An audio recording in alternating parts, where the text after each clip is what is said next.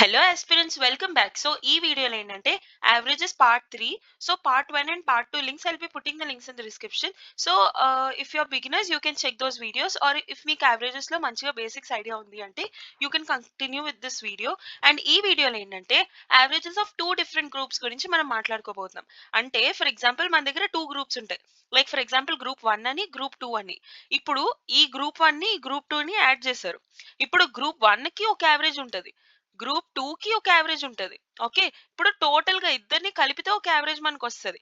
ఇప్పుడు group 1 average, group 2 average మనకి ఇచ్చి టోటల్ యావరేజ్ ఫైండ్ అవుట్ చేయమనొచ్చు. లేదా group 1 average, group 2 average, total average ఇచ్చి number of people find out చేయమనొచ్చు. అలా ఏదైనా అవనివ్వండి. ఇలాంటి మోడల్స్ అన్ని మనం ఈ వీడియోలో డిస్కస్ చేసుకోబోతున్నాం. సో నెక్స్ట్ వీడియోస్ నుంచి ఏంటంటే లైక్ ఇంకా నెక్స్ట్ లెవెల్ మోడల్స్ అవన్నీ డిస్కస్ చేద్దాం. Okay fine, let's get in to the video. And one more thing, ఇప్పుడు లాస్ట్ పార్ట్ 2 లో ఏదైతే హోంవర్క్ క్వశ్చన్ ఇచ్చారో అది will be solving now. Okay, so 5 members A, B, C, D and E have a average score of 50, and when the average of A, B, C, D is 55, find the score of E. So A, B, C, D average 55 అంట. So మనకి ఏం తెలుసు, average equal to sum of observations by number of observations. ఇది మనకి ముందే తెలుసు. ABCD కి average 55 అంట. So 55 is equal to sum of observations of A, B, C and D, which means A plus B plus C plus D. Okay, so sum of observations by ఎన్ని observations, 4 observations కదా. So 4. So A plus B plus C plus D value ఏంటి, 55 into 4. 5 4s 20, 0 2. 5 4s 20 plus 2 22. అంటే A plus B plus C plus D value 220. ఇప్పుడు A, B, C, D, E కి average score ఏంటో మనల్ని find out చేయమంటున్నారు. ఓకేనా, so దాన్ని మనం ఎలా ఫైండ్ అవుట్ చేస్తాం, A plus B plus C plus D plus E, which is sum of observations by number of observations అని 5 కదా, is equal to యావరేజ్ ఎంత ఇచ్చారు, 50. అంతే. So A plus B plus C plus D plus E మనం find out చేయాలి. Sorry, ఈ score మనం find out చేయాలి. ఇప్పుడు ఈ నాలుగిటికి యాడ్ చేస్తే మనకు వచ్చిన వాల్యూ ఎంత, 220 కదా, మనకు ఆల్రెడీ వచ్చింది. సో 220 ఇక్కడ సబ్స్టిట్యూట్ చేయండి, సింపుల్ అంతే. సో 220 ప్లస్ ఈ is equal to 5 5 25, 250. Okay, so ఈ వాల్యూ ఎంత అవుతుంది, 250 minus 220, 30. So 30 will be the answer. Clear, let's go to the next one. So ఇది సబ్స్క్రైబర్ ఒకరు అడిగిన డౌట్ అనమాట రీసెంట్లీ. సో ఇది కూడా యావరేజ్ టాపిక్ రిలేటెడే కాబట్టి I thought of discussing in this video. The average age of 5 children is 15. What will be the average age of them after 10 years? ఇప్పుడు 5 children average age 15 అంట. 10 years తర్వాత ఆ 5 children ఎవరైతే ఉన్నారో 1 2 3 4 5 వాళ్ళందరికీ 10 years ఇంక్రీజ్ అయిపోతాయి కదా. ఇప్పుడు వాళ్ళ యావరేజ్ ఏంటి అని అడుగుతున్నారు. మన ట్రెడిషనల్ మెథడ్స్ లో కూడా సాల్వ్ చేయొచ్చు. Like some of the observations equal to average equal to sum of observations by number of observations, అలా కూడా మనం ఫైండ్ అవుట్ చేయొచ్చు. బట్ దీనికంటూ ఒక రూల్ ఉంటది. ఏమనంటే ఇప్పుడు ఒక స్పెసిఫిక్ యావరేజ్ ఉన్నప్పుడు అందులో ప్రతి వాల్యూ, అంటే ఏవైతే వాల్యూస్ అన్ని ఇన్వాల్వ్ అయి ఉన్నాయో అవన్నీ ఒక కాన్స్టెంట్ వాల్యూ ఇంక్రీజ్ అయినప్పుడు, లేదా ఒక కాన్స్టెంట్ వాల్యూతో డిక్రీజ్ అయినప్పుడు, లేదా ఒక కాన్స్టెంట్ వాల్యూతో మల్టిప్లై అయినప్పుడు, డివైడ్ అయినప్పుడు, అప్పుడు యావరేజ్ కూడా ద సేమ్ ఆపరేషన్ జరుగుతుంది. అంటే ఇప్పుడు ఈ 5 వాల్యూస్ కి ఏదైతే ఒక కాన్స్టెంట్ 10 అనే వాల్యూ యాడ్ అయిందో సేమ్ అదే యావరేజ్ కి కూడా జరుగుతుంది. సో 15 ప్లస్ 10 25 అవుతుంది. ఇప్పుడు కొత్త యావరేజ్ అర్థమవుతుందా. ఎందుకలా అంటే ఇప్పుడు 5 చిల్డ్రన్ యావరేజ్ 15 అంటే we can assume 1 2 3 4 5 everybody's age is 15 కదా. ఇప్పుడు అందరి ఏజ్ 15 అయినా సరే యావరేజ్ 50. మనకి ఎప్పుడైనా యావరేజ్ అంటే ఏంటి, ఇది సమ్ అప్స్ ఉంటది, ఈ వాల్యూస్ సమ్ డౌన్స్ ఉంటాయి. ఈ అప్స్ వాల్యూస్ డౌన్ వాల్యూస్ అవన్నిటిని ఒక కాన్స్టెంట్ లెవెల్లోకి మనం తీసుకొస్తున్నాం. That is what we call as average. Average అంటే ఒక మీడియం లెవెల్, మరి హై లెవెల్ లో లెవెల్ ఉన్న వాల్యూస్ అన్నిటి ఫ్లక్చుయేషన్స్ లోంచి ఒక మీడియం లెవెల్ కి తీసుకొస్తే దాన్ని యావరేజ్ అంటాం. అది మనకు తెలుసు కదా. సో ఇప్పుడు 5 చిల్డ్రన్ యావరేజ్ 15 అన్నప్పుడు మనం అన్ని 15 అనే అనుకుందాం, అన్ని ఇదే లైన్ మీద ఉన్నాయి అనుకుందాం. సో యావరేజ్ కూడా అదే అవుతుంది కదా. ఇప్పుడు ప్రతి ఒక్క వాల్యూ 10 ఇంక్రీజ్ అవుతుంది. అంటే ఇప్పుడు ప్రతి ఒక్క వాల్యూ ఏమవుతుంది, 25 25 25 25 అన్ని ఈక్వల్ గా 25 కదా అవుతాయి. ఇప్పుడు అన్ని వాల్యూస్ ఈక్వల్ గా 25 అన్నప్పుడు యావరేజ్ కూడా ఏమవుతుంది, ఆఫ్ కోర్స్ 25 అవుతుంది. అందుకే ఇది మనకున్న constant rule that we'll have to remember. అంటే ప్రతి వాల్యూకి ఒక కాన్స్టెంట్ వాల్యూ ఇంక్రీజ్ అవుతుంది, డిక్రీజ్ అవుతుంది, మల్టిప్లై, డివైడ్ ఏదైనా ఆపరేషన్ అవనివ్వండి, అప్పుడు యావరేజ్ కూడా ద సేమ్ ఆపరేషన్ జరుగుతుంది. Clear, fine, let's get in to the video. Yeah, the average marks obtained by 100 students was 30. So మనకి ఏం తెలుసు formula sum of observations equal to sorry average equal to sum of observations by number of observations. Okay, so or else we can write sum equal to average into number of observations ఎలా అయినా మనం రాసుకోవచ్చు. Okay, so దీని ప్రకారం మనకి ఏం తెలుసు average 30 అని ఇచ్చారు కదా total. So total average equal to sum of total observations by number of total observations, because ఇక్కడ మనకి టూ పారామీటర్స్ ఉన్నాయి, ఒకటి పాస్డ్ ఇంకొకటి ఫెయిల్. ఓకేనా, సో టోటల్ ఒకటి, పాస్ ఒకటి, ఫెయిల్ ఒకటి. ఓకే, ఇలా త్రీ పారామీటర్స్ ని మనం అజ్యూమ్ చేసుకుంటాం ఈ ప్రాబ్లమ్ లో. Okay, so average of total ఎంత 30. 30 equal to sum of total అని మనకు తెలియదు పక్కన పెట్టండి బై ఎంతమంది స్టూడెంట్స్ 100 మంది students. So some of all the observations is equal to 30 into 1000, 30 into 100 which is 3000. Clear ఇక్కడ వరకు ఓకే. ఇప్పుడు average marks of passed students was 40. So ఇక్కడ కూడా సేమ్ అంతే, average equal to 40 equal to sum of observations of all the passed students.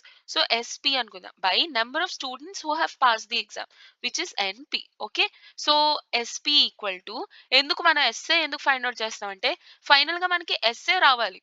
Okay, whole value ఏదైతే final value ఉందో, పెద్ద value ఏదైతే ఉందో, ద మెయిన్ బేస్ ఈక్వేషన్ ఏదైతే ఉందో అక్కడ మనకి సమ్ ఆఫ్ అబ్జర్వేషన్స్ తో కావాలి. సో మనం next equations, next root equations ఏం ఫైండ్ అవుట్ చేసినా వాటిలో కూడా సమ్ ఆఫ్ అబ్జర్వేషన్స్ మనం ఫైండ్ అవుట్ చేసే విధానంగా మనం సాల్వ్ చేసుకోవాలి. ఓకేనా, so SP is equal to number of passed into 40. Okay, ఇది ఇలా పక్కన పెట్టండి. నెక్స్ట్ ఇప్పుడు ఫెయిల్డ్ స్టూడెంట్స్ గురించి మాట్లాడుకుందాం. ఫెయిల్డ్ వాళ్ళ యావరేజ్ ఎంత 20. So 20 equal to sum of values or sum of marks of all the failed people by number of people who failed. Okay, so ఇక్కడ బట్టి మనకి ఏం తెలిసింది, SF is equal to NF into 20. Okay, so ఇక్కడ wait 1 2 three equations మన దగ్గర ఉన్నాయి, కానీ అన్నోన్ వాల్యూస్ ఏవైతే వేరియబుల్స్ ఉన్నాయో అవన్నీ ఉన్నాయి. ఎస్టీ ఒకటి ఉంది, సమ్ ఆఫ్ టోటల్. సరే ఎస్టీ అంటే ఏంటి, ఎస్పీ ప్లస్ ఎస్ఎఫ్ఏ కదా, అది మనం ఈజీగా సాల్వ్ చేయగలుగుతాం, అది పక్కన పెట్టండి. ఎస్పీ తెలీదు, ఎన్పీ తెలీదు, ఎస్ఎఫ్ తెలీదు, ఎన్ఎఫ్ తెలీదు, 4 అన్నోన్ పారామీటర్స్ ఉన్నాయి, కానీ ఈక్వేషన్స్ 3 ఉన్నాయి మన దగ్గర. Okay, I already told this many times that మన దగ్గర ఎన్నైతే అన్నోన్ వాల్యూస్ ఉంటాయో అన్ని నెంబర్ ఆఫ్ ఈక్వేషన్స్ మన దగ్గర ఖచ్చితంగా ఉండాలి. అలా లేవు అంటే ఇంకేదైనా విధానంగా మనం ఒక వేరియబుల్ ని తగ్గించుకోవడానికి ట్రై చేసుకోవాలి. ఓకే, ఇక్కడ మన దగ్గర 4 అన్నోన్ వేరియబుల్స్ ఉన్నాయి అండ్ 3 ఈక్వేషన్స్ ఉన్నాయి.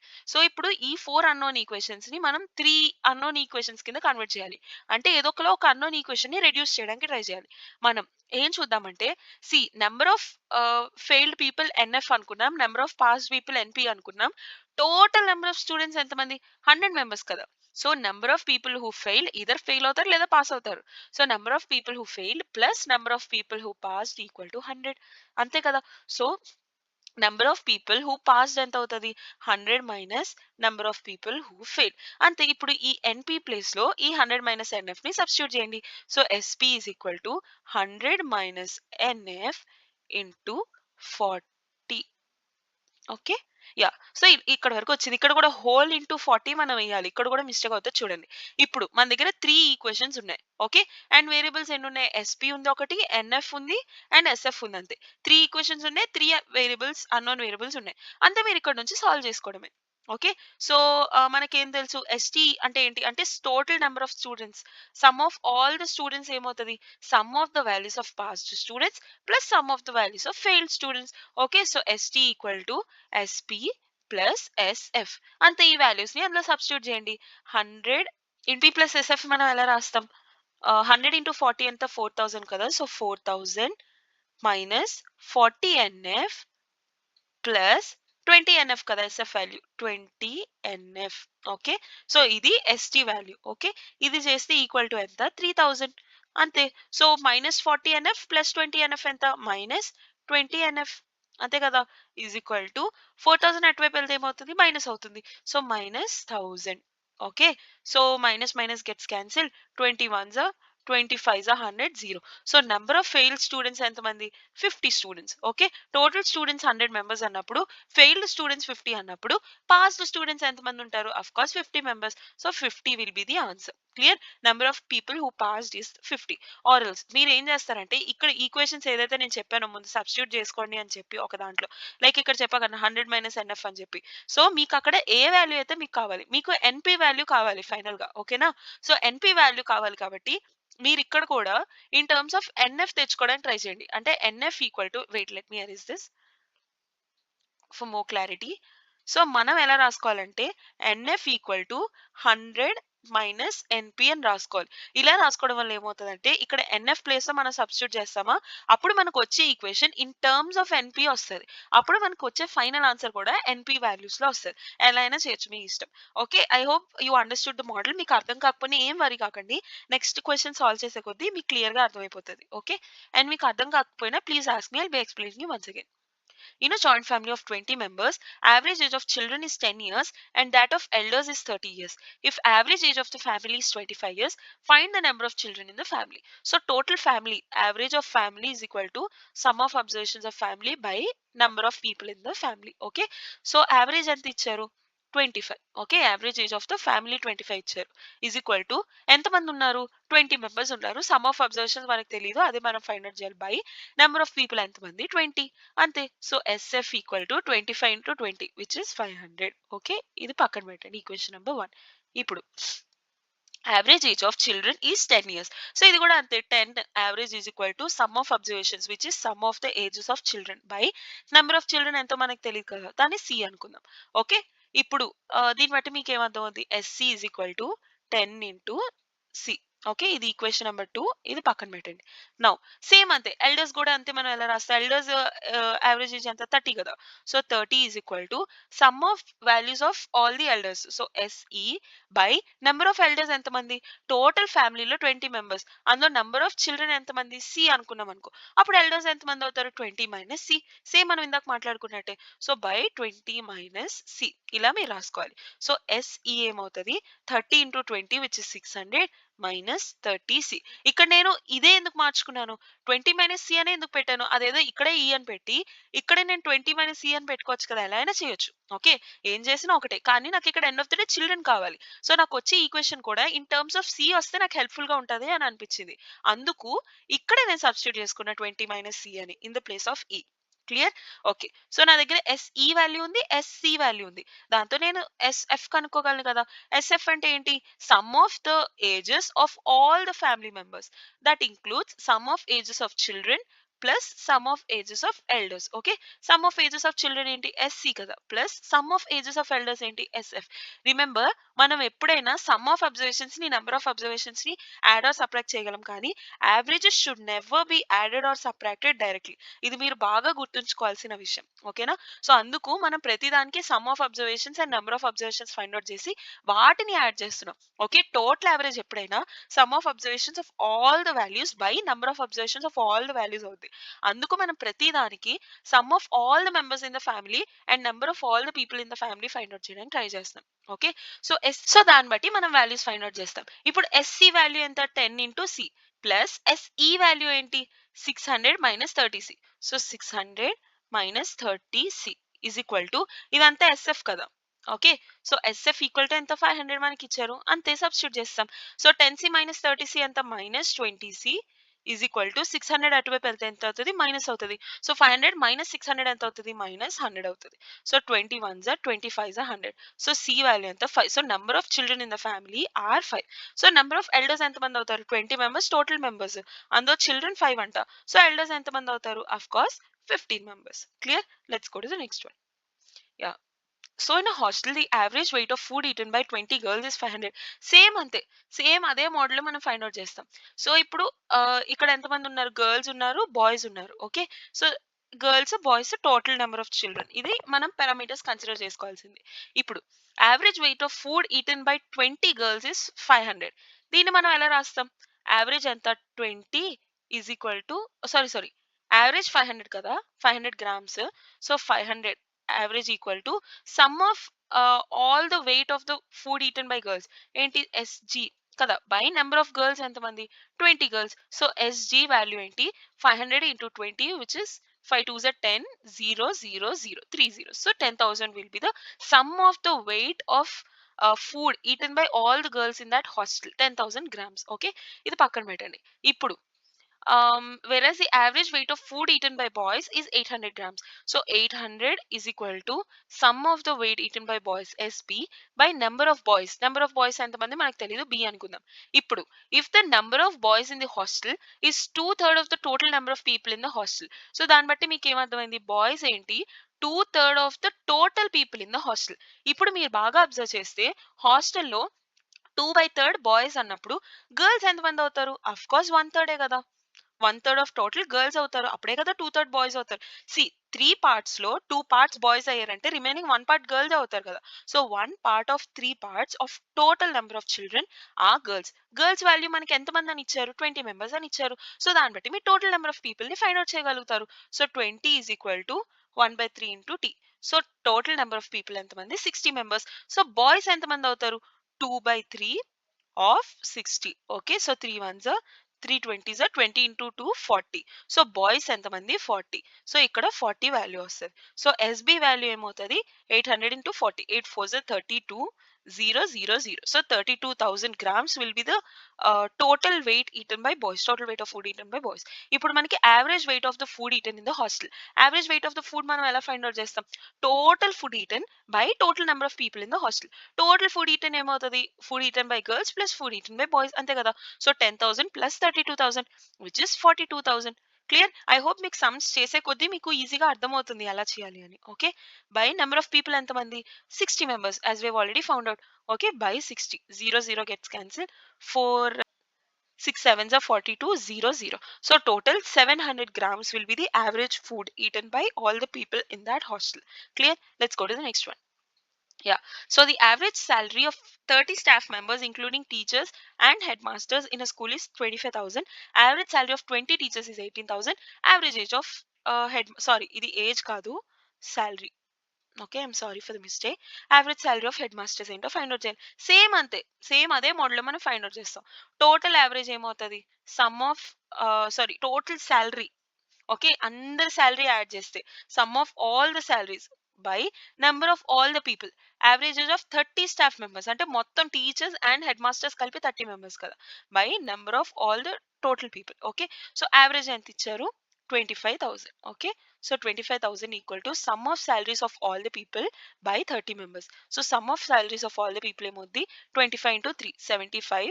ఇక్కడ ఒక 0 అండ్ ఇక్కడ 3 zeros 1 2 3. సో 7,50,000 టోటల్ అందరి సాలరీస్ కలిపి ఇవ్వాల్సిన అమౌంట్. అందులో టీచర్స్కి ఎంత వస్తుందో ఫైండ్ అవుట్ చేయాలి. సేమ్ అంతే, యావరేజ్ ఆఫ్ 20 టీచర్స్ 18,000 అంట. So 18,000 average equal to sum of salaries of all the teachers. Okay, so teachers by number of teachers ఎంతమంది? 20. So sum of all the teachers ఏమవుతుంది? 18 into 2 36 0 0 0 0. So 3,60,000 teachers. So అందరి staff members కి కలిపి 7,50,000 salaries వెళ్తున్నాయి. Only teachers కి 3,60,000 salaries వెళ్తున్నాయి. ఇప్పుడు head masters కి ఎంత శాలరీ వెళ్తున్నట్టు? యావరేజ్ కాదు, total salary. 7,50,000 minus 3,30,000 which is what? 3,90,000. Clear? So 3,90,000 అనేది salaries given to the head masters. Head masters ఎంతమంది? సమ్ ఆఫ్ అబ్జర్వేషన్స్ వచ్చింది, నెంబర్ ఆఫ్ అబ్జర్వేషన్స్ కావాలి కదా. టోటల్ స్టాఫ్ మెంబర్స్ 30 మెంబర్స్, అందులో 20 టీచర్స్ ఉన్నారంట. సో హెడ్ మాస్టర్స్ ఎంతమంది ఉంటారు? Of course 10 members. 30 minus 20.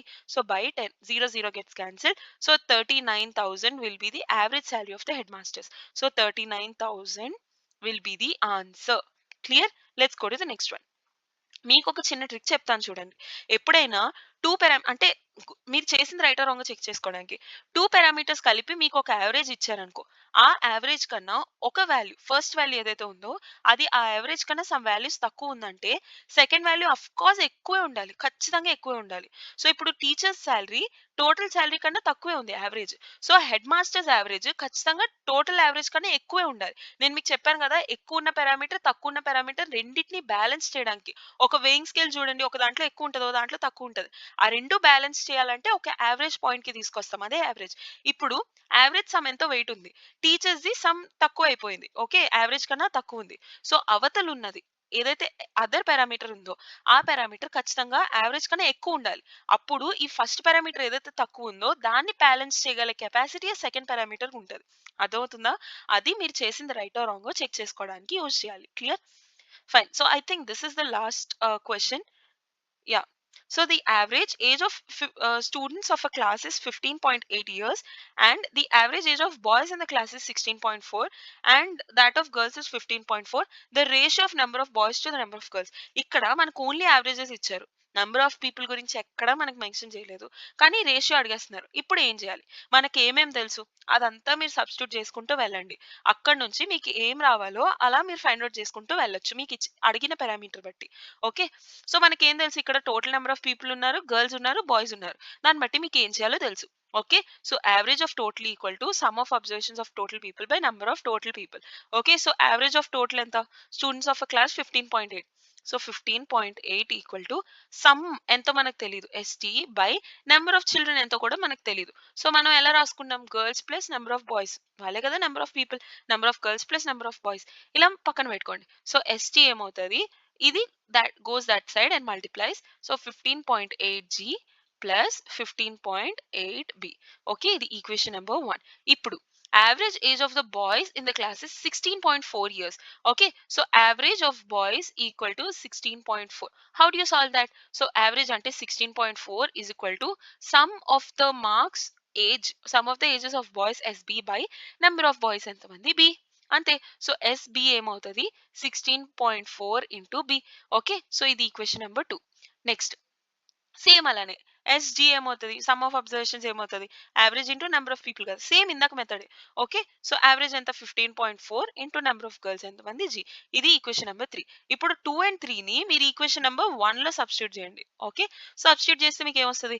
SB plus SG is equal to ST కదా, some of boys plus sum of girls is equal to total some కదా. So substitute చేయండి. 16.4b plus 15.4g is equal to 15.8g plus 15.8b.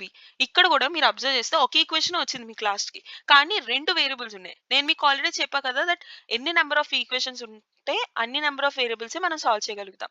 కానీ ఇక్కడ మనకి value అడగలేదు, just ratio అడిగారు. రేషియోకి ఒక equation తక్కువ ఉన్న వర్క్స్, బికాస్ జస్ట్ మనం రేషియో అంటే ఏంటి? వాళ్ళిద్దరికి మధ్య ఉన్న రిలేషన్ మాత్రమే ఫైండ్ అవుట్ చేస్తున్నాం. అంతేకాని వాళ్ళిద్దరికి ఉన్న ఎగ్జాక్ట్ వాల్యూస్ ఫైండ్ అవుట్ చేయట్లేదు. ఎగ్జాక్ట్ వాల్యూస్ ఫైండ్ అవుట్ చేయాలంటే number of equation should be equal to number of variables. కానీ ఓన్లీ రిలేషన్ కోసం ఒక ఈక్వేషన్ తక్కువ ఉన్నా పర్లేదు. ఓకే. సో ఇప్పుడు బి వాల్యూ ఇక్కడ పెద్దగా ఉంది, ఇక్కడ చిన్నగా ఉంది. సో ఇది అటువైపు తీసుకెళ్ళండి. జీ వాల్యూ ఇక్కడ పెద్దగా ఉంది, సో ఈ జీ ఇటువైపు తీసుకెళ్ళండి. సో మీరు ఎలా రాస్తారు? 16.4b minus 15.8b is equal to 15.8g minus 15.4g. Okay, so 14 minus 8 is 6, so 0.6b is equal to 8 minus 4 is 4, so 0.4g. మనల్ని ఏం అడిగారు? Number of boys to number of girls. అంటే దాని అర్థం ఏంటి? బి ఈస్ టు జీ అడిగారు. G is to be కాదు, అది కూడా చూసుకోవాలి.